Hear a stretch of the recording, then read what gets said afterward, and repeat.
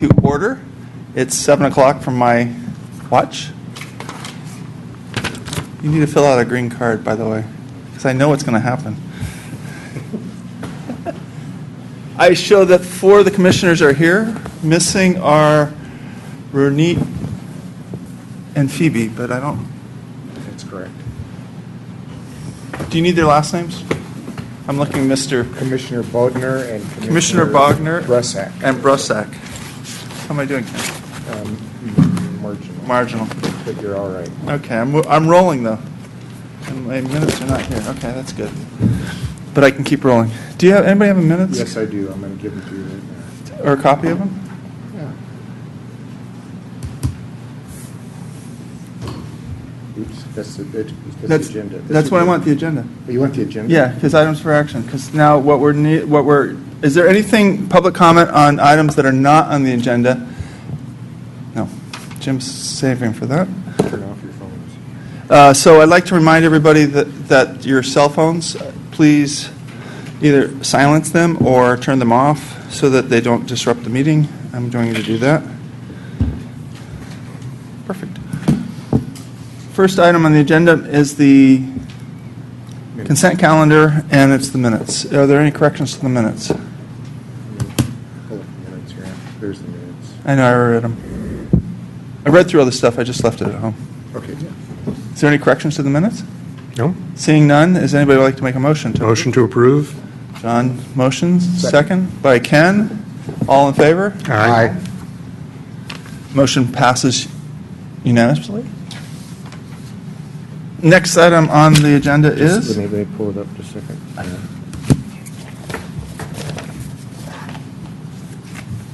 Oops. Public hearing. Wait, no. No, what? Stop. That's wrong. That's But wrong. we're- Just but keep- we're keep there. your pants on. We're good. I have my pants on.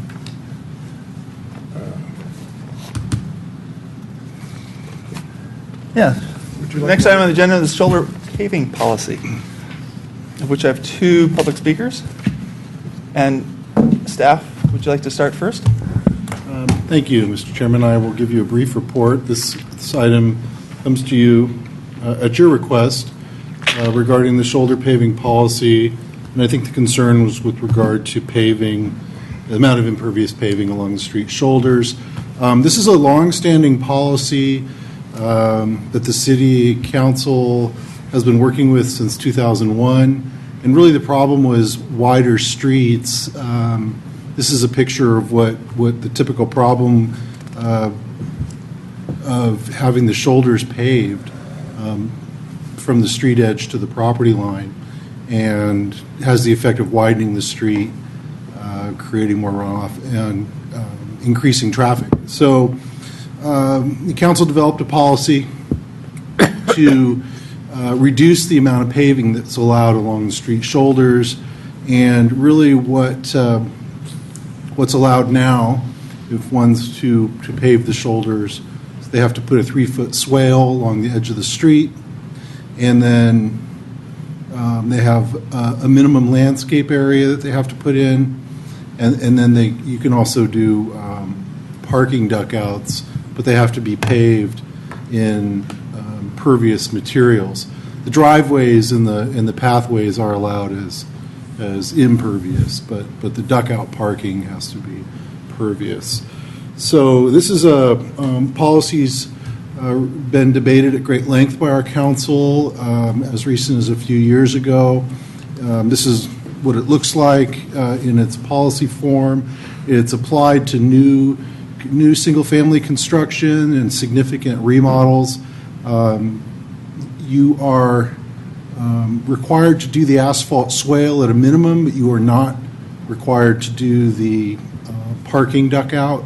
But if you do want to do one, you have to do it in accordance with these specifications that limits the amount, requires the pervious surface, and a minimum amount of landscape shoulders at the property line. So with that, that's the background on it, and I'm here for your questions. Thank you. Sure. Does anybody have questions for staff? Go ahead, Janet.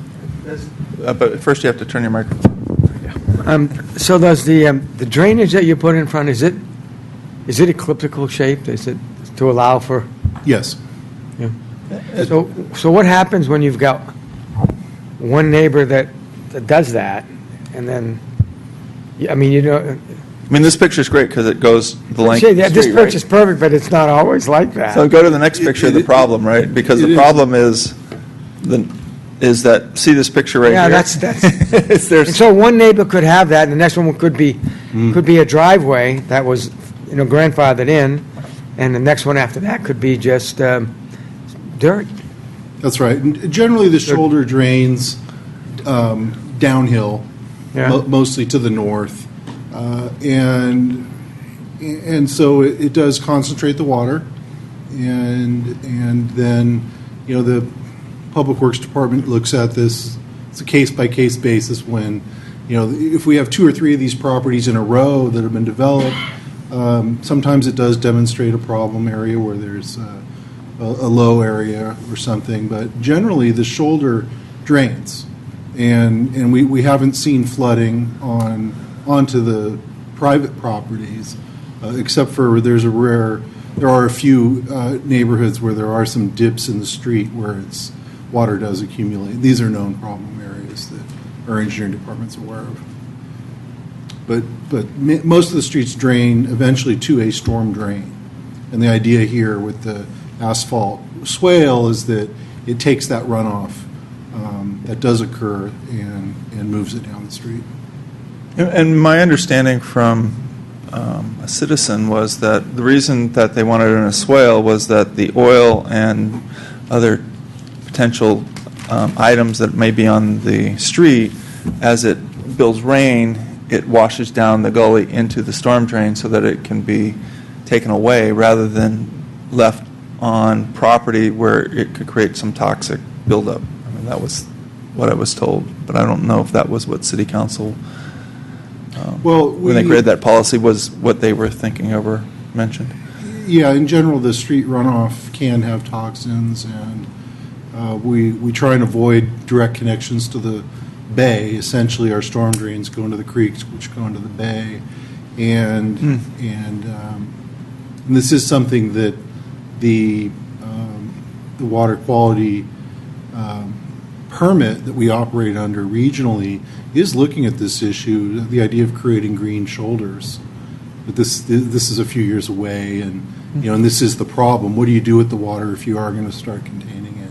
How do you clean it and so forth? And also not undermine the road, because we really don't want to maintain water right against the road. Right. Any other I have one question for staff, and David, you and I have talked about it, so I just want to make it public to everyone, which is, if somebody comes along and says, okay, I'm going to pave this, like this piece of property, but I'm not doing a new construction per se, I just want to pave it. They have to do the work in accordance with the policy. You have to do this. Yes. You're supposed to do that, but there's no way to prove that they do it unless their neighbor, it's like, if you decide to add divide a room in half and you don't take a permit out, nobody knows, because unless they come into your house, right? And so unless somebody says something, nobody knows what happens. Yeah, so if we catch it out there, we enforce it, and sometimes we get complaints about it, and we'll enforce it then too. Sure. Right. Okay. I have 2 public speakers. So I'm going to open up to, unless there are any questions for staff? No. Okay, so Jim Fenton is our first public speaker, followed by Tammy Fleury. And you'll each have 3 minutes. Okay, thank you. I'm Jim Fenton. I live on Benvenue Avenue. I am actually the BPAC's representative at tonight's meeting, but I am not speaking on behalf of BPAC. I'm speaking on my own behalf. I've looked at the shoulder paving policy several times in the past, largely because I'm trying to understand what the provisions are for people who are walking, for example, or for different street types. We have an awful lot of different street types. The street that I live on has rolled curbs. The street that it is off of, which is South Clark, has an asphalt sort of berm on one side. And so I think that there are a lot of street types that aren't anticipated by this policy, so it's a little bit hard to imagine it. I'm confused by the policy in several places. Mr. Cornfield said that the 3-foot drainage swale was required, but the policy says nor does it require that shoulders must be paved. So it's a little bit unclear to me. In any case, my biggest concern is about pedestrians that are walking along the street, that they have a safe way of going. In a lot of cases, the pervious material is really the place to walk, the place that you want to walk, because it's wide enough and far enough from the traffic.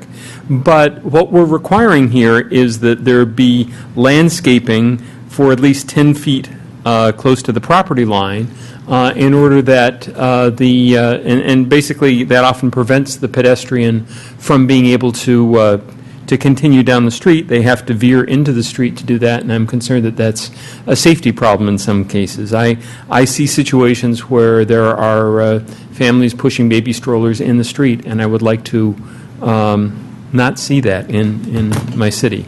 I understand the concern about kind of the visual impact of having what seems to be a very wide street that people might zoom down, but I think that there might be some way of accommodating pedestrians as well, while giving the impression of a narrower street.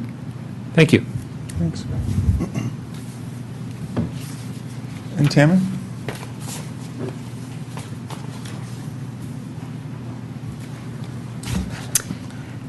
Hi. The shoulder paver policy addresses two issues. Oh, could you identify yourself just because? I'm sorry. Not everybody. Tammy Mulcahy. I live on Van Buren Street in Los Altos.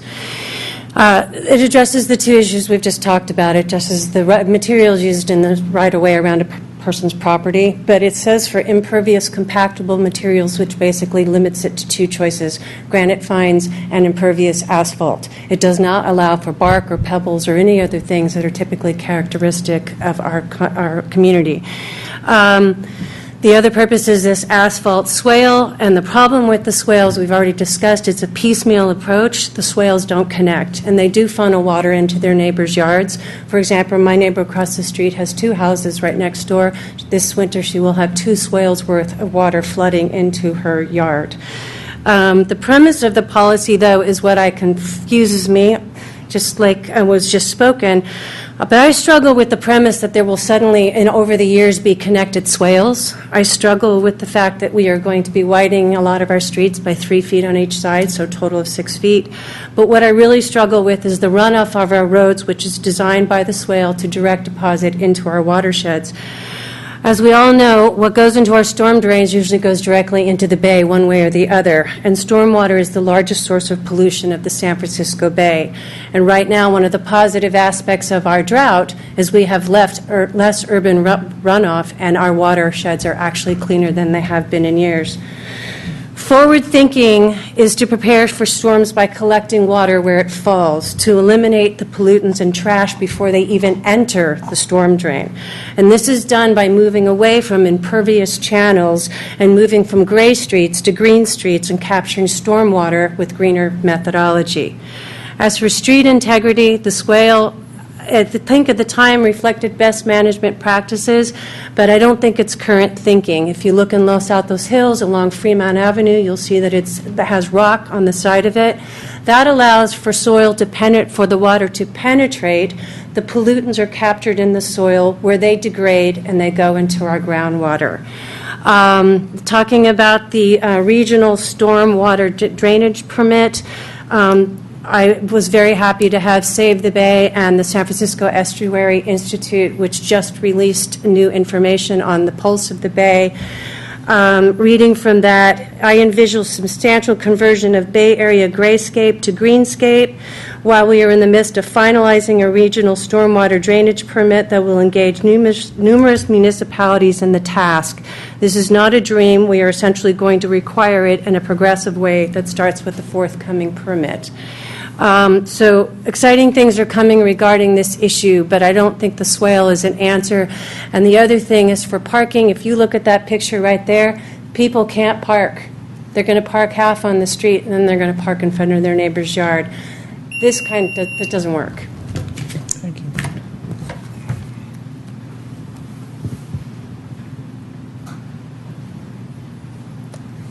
So, next would be discussion. Oh, we have to close the public hearing? Thank you. Want me to start? Sure, Jerry. Well, thank you both for coming here. And I can't imagine this is a very popular subject. Normally, these places loaded. But for you to have read what you did and to have your comments is very well thought out, and I appreciate them. And I understand that was part of my questions. And the problem is that, given the fact that houses were built here from the 50s, generally, to now, and we're on the same streets, eliminates the possibility that we can have consistency. There's no way you're going to have. My brother lives on Yerba Buena. If you ever walked or driven Yerba Buena, it's a dichotomy of different things. There's all kinds of different, and I don't see a way in the future where it'll ever be the same, like this perfect situation here. But given that, you still have to accommodate the fact that you need to have runoff go into the streets. And even though it would be great if we could think of a way that would be all green, where a lot of it is absorbed and filtered down rather than out and through, I don't see where we have the technology that I can see that, given heavy rains, would be able to accommodate that. There's going to inevitably be runoff. And if there's runoff, then we must find the best possible solution to accommodate something that's inevitable. And what this policy does, to me, is it says, it approaches it from the best angle. That is, it's got that. I have this on my street. You have the ecliptical where the water is gathered, and you can still park there. And yes, you're going to be on the street, but the streets are wide enough where it's not a real issue. So is it a perfect solution? No, but is it a good solution, given the environment that we had that we can't change? I think it is. That's it. Okay. John? So what we have is an imperfect solution. In an ideal world, I would like to see something that has less runoff. In an ideal world, I would like to see something that makes the streets more walkable and more parkable. And I'm not sure what that solution is. And given the huge variety in terms of the streets in Los Altos, I mean, the word swale doesn't exist in my neighborhood. No, I'm sure it doesn't. And we've got streets that happen to be very narrow too. So, yes, if somebody can propose something that accomplishes all those goals, I'd love to see it, but I'm not sure that that's necessarily realistic, because it'd be very different if we had curb and gutter, or if we had sidewalk, if we had something on a consistent basis in town, but I don't see that. So I don't think what we have is great, but I'm not sure there's a better solution unless somebody can propose it. Okay. Ken? So I actually appreciate the comments of our two guests. I would like to see a more walkable environment, and one in which water is going through a permeable surface rather than just sluiced off into the hard-sided streams and run right into the bay. But I have the same problem that John and Jerry have, is that the Los Altos neighborhoods are so varied, and they've been built over a period of maybe 70 years or 80 years, and every street is different, every neighborhood. There's probably 5 different versions of curb, gutter, swale, nothing, pavement, no pavement, within a quarter of a mile of my house.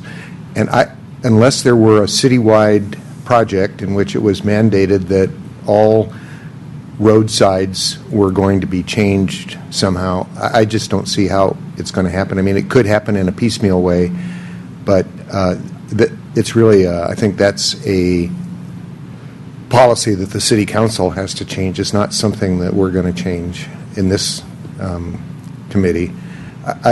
I just think this is it for right now. I think this is just a very practical thing. It's certainly not the best, and if there's some mandate that comes down that everyone has to go to a green streets with collecting rainwater in impervious material, I think that would be fantastic, but I don't see it happening in the near term. I just think it's, from a practical point of view, it's just not going to happen. So my concern was around enforcement, because as I've ridden my bike around town, like it's been mentioned, there are curbs, it's just a collection, eclectic collection of different types of material that's used to block streets. And what I'm wondering is how many of recent development, and David and I have talked about this, is how many recent projects have been done that should have been compliance to the policy, and do they comply or don't they comply? And I was wanting to take time to go look at those, just a random survey of 25 homes, and just kind of look at them and say, did it happen? Did it not happen? What did people do? I also would like to see that the runoff material actually reside in the homeowner's space rather than going down the street. I think that that's good for the soil, it's good for the groundwater. There's so many things rather than shipping it off to the bay. But I did listen to a citizen who told me about, you've got all these toxins that are on the roadway, and it's good to get them out, but if they go to the bay, is that good? I don't know. No. I don't think so, right? It's not good. No. So those were kind of my thoughts. I brought this up because it's been called to my attention that there's some issues in town that some of the streets look like the problem, not the solution, and how much of that's been compliance. So I don't know, David, what we do next other than... So is it a policy issue or a compliant issue? Well, that's what kind of because I looked at the policy originally. I stopped at staff and talked to them, and it wasn't, you get kind of a varied reaction because it's the swale that's mandatory. After that, it's at anybody's discretion as to what they do. But it can't be a compliance issue if there are houses that are built over a period of 80 years when the policies kept changing every few years, and No. stuff that was built in 1956 is totally different from stuff that was built in 2006. But if I took homes that were built in 2014, 2015 that should have complied, Different subject, I agree. right, that's what I was looking at, very narrow. Let's just look at the last 2 years, what got built and what do they do? Because I have no idea. And maybe what I'd like to do is continue this at the next PTC meeting, and I'll just give an update of just a random survey of homes that I did in the neighborhood that is What are you going around. to do, look up building permits for new homes and see who Yeah. did and who didn't? I'd be Yeah. interested in seeing that. Just kind of a tally, right? And I was kind of focused on that, just area around my home, and then see how, maybe it's all compliant, maybe nobody's doing it. I don't know. That's what my question was. Well, David, doesn't building or engineering have to approve when a house is either a new house, there's a tear down and the lot is just bare ground and they build a new house? Don't they have to approve whatever the interface is with the public street? That's right. The engineering department works on this street shoulder area. They require encroachment permits for this type of work. They oversee it, inspect it as part of the construction. So that's part of the permit process. That's part of the permit process. Yeah, I would think so. I would think it would be. If they're a total remodel or new construction, you should be able to see that it's being observed. It being compliant, right? And that's why I said I don't know what the issue is. What was brought to my attention was that streets were getting wider and didn't look like people were complying with the policy. So I didn't know if that was true or not. So, yeah, so you're, this is an issue that, this is council's policy, and if you decide as a commission that you want to recommend that the council consider changes to it or whatnot, it's certainly within your prerogative to do that. Right. But I think we need further detailed information about what's going on in the community. Right? The policy, at first glance, I wasn't sure about the policy, but after staff provided the policy, I was like, well, it makes total sense to me. Yeah, all of these issues have been discussed at length with council before. Yeah. It's come up half dozen times at least, and the concerns of runoff, the concerns of narrowing the street. And as I recall, I mean, the runoff issue was just, we're accepting of that, but the council intentionally wanted to narrow the streets because that slowed it down. And when people park on the shoulder and they're sticking out, that narrows it. And when they're driving and they see pedestrians, they have to slow down. And so while, there's not to disregard the concerns that pedestrians have about that, I mean, that's certainly acknowledged as an effect, and it's recognized that the policy does this. I mean, it seems like it's an intent of our community that we don't put sidewalks, right? We want people to maintain a village feel so that cars don't race up and down streets. They actually slow down because there are people walking in the street. Yes, it's a different way of approaching the streets. Right. Is anybody else interested in looking at You don't have enforcement? to vote on anything. No. No, this is an informational report. I mean, if you did want to recommend something, I would like a motion to that effect. I don't think we have enough But evidence. if you want to certainly continue the item to your next meeting or something and receive a report from the chair. What- Are you going to make it just a report item? Yeah, just here's what I found, and decide if we want to do anything. On Yuba Buena, there's a house that they used, that they turned around, and they actually picked the house up. It's kind of an interesting, Like I said, Huh? I've talked to staff about getting a list of all the. Do and I'd be curious to see what they're going to do with, you want a list of homes in a certain area? not at all. Okay. This is your project, bro. Okay. There you go. Thanks. Okay. Thank you, guys. Anything else on the agenda? Yeah, I have to report on the meeting of September the Okay. 8th. So I will close. So we're on to We're on to other stuff. Wait a minute, public hearing is now done, and we're on to the commissioner report. yes. Okay. Can I give a commission report? Sure. So this is the September 8th city council meeting. And let's see, there were two things on the consent calendar. One was the expedited permitting of procedures for residential rooftop solar systems. So it was these were on consent calendar, so they just approved this permitting procedure so that people could install both solar thermal and solar photovoltaic more easily with less paperwork and interaction with the city. And the second one was ordinance 2015-414, and that was amendments to the zoning code, and that was the one where at least 50% of your front yard has to be permeable material. And then there was a public hearing to adopt the interim urgency ordinance number 2015-415, extending the temporary moratorium on development within the Loyola Corners neighborhood commercial center specific plan and declaring the urgency thereunto appertaining. And what's the time on that? What's the time frame on that, Ken? So Jolie reported on that.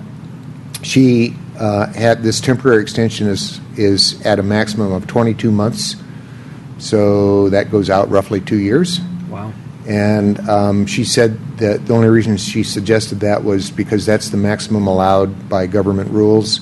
So the council can shorten that anytime they want, but she thought that they ought to approve the maximum, so in case they needed or wanted the maximum, they would have it. And our well-known applicant Greg Bunker spoke, as did another person from Loyola Corners, and the council, Jean Mordeau, was not there, so the council did approve it 4-0 without much discussion.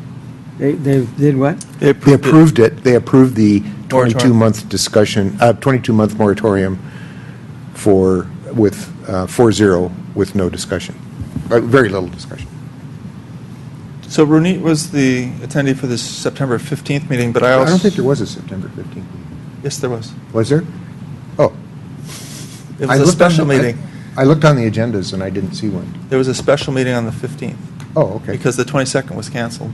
Oh, okay. So they moved it to the 15th. Okay. And I happened to be there because what they talked about was the Loyola moratorium and what the PTC report. But if you could bring it up the agenda, I would appreciate it under special meetings because I don't. Under special meetings, I can okay. report back. But essentially what they said was I can do that. they appreciated all the work. I was really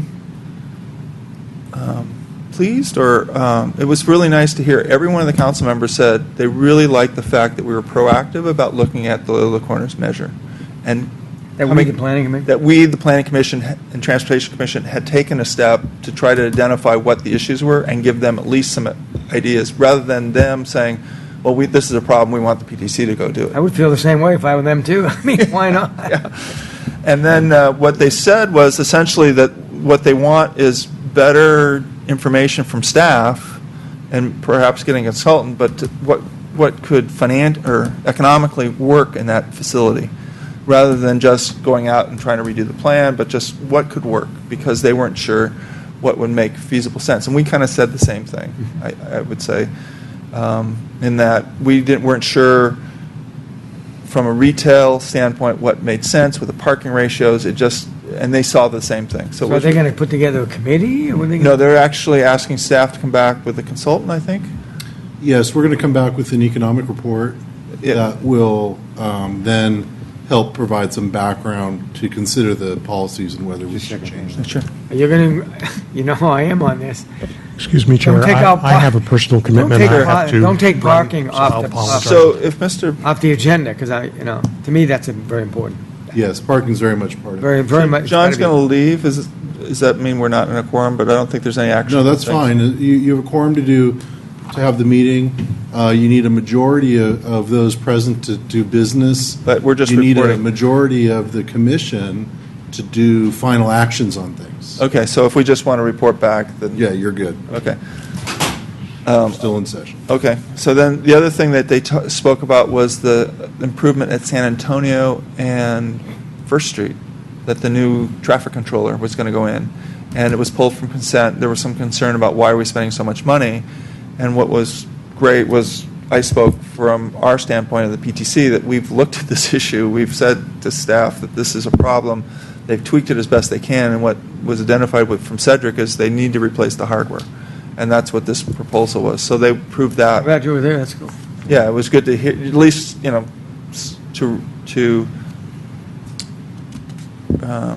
confirm what staff had been saying, which is we need to do something. I'm like, we've been talking about this for over a year. It's not new. It's just that now they've finally put dollars behind it, and so they approved it 4-0. I think there was one other thing. That's why I want to. I'm trying to pull up the agendas and minutes, and I'm having a hard time. Oh, here it is. I think I got it. Okay, hang on just a second. You got to go to special meetings. No, it's 2:15. Okay, so I only have September 8th. That's why you got to go to city council special meeting. No, go to 15. You want the agenda, or you want the minutes? Either one. Go to the minute. Okay, there's the agenda. Yeah, keep going all the way down. The discussions. Okay. So, Lower Corners.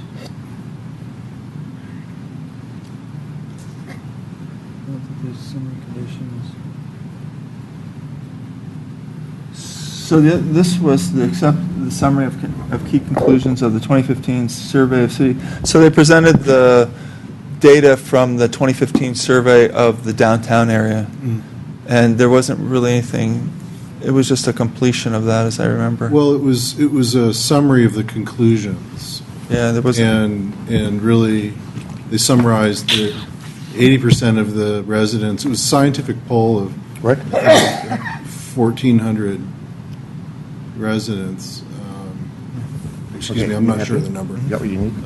But it was 80% supported what's going on downtown, and then there was some other questions about Right. specific with regard to new buildings. 30-odd% did not support the new buildings downtown. Another 30% didn't support any development downtown. So they were sort of interesting questions, but what stood out to me was on the overall feeling of downtown, 80% of the residents were supportive of what was going Right. on downtown. I don't know how you couldn't be. Well, yeah, what I thought was Oh, interesting was the older population. The older population does doesn't not it. like the Because change, get it, and I the younger understand. population really like the change. Yep. I mean, The older you're population seeing is kind of those two grumbling all the extremes. time. Yep. But otherwise, it was pretty much, It's a demographic issue. yeah, and what was interesting was nobody said parking is a problem. It wasn't, it was one of the lower things, like, it's not an issue as far as people, why they don't come downtown or do come downtown. Yeah. So, Just as a, so that's this 15th meeting, and I'll let Ronit reiterate that when we meet again. Why don't you adjourn? I'm gonna, yeah, do you have anything well, to just report? as a, we had, at the Rotary Club today, we had the speaker that talked about rising sea levels. You guys would have both liked it. And this guy he was on the planning commission for Berkeley. This guy was very sharp. He had probably 60 or 70 slides. And one of the reasons why nationally, what's happening in downtown Los Altos, where population is moving, is for energy and for carbon footprints, and that's something that people don't realize, that if you have a concentrated population here, you use less carbon footprint as opposed to everybody's. And so the downtown area is the way it is. You can't stop. It's not a Los Altos phenomenon. It's a national, worldwide phenomenon. This is the way it is. Yeah. So I know, and I tell people, say I don't like it. Well, I can understand why you don't, but get used to it. You could move to Redwood City. All right, seeing that there are no other items on our agenda, I'd like to close our meeting. You're done. Yeoman's. 7:37, record time, thank you very much. I told job, my wife David. I was going to be home by 8. So. David, I approve of every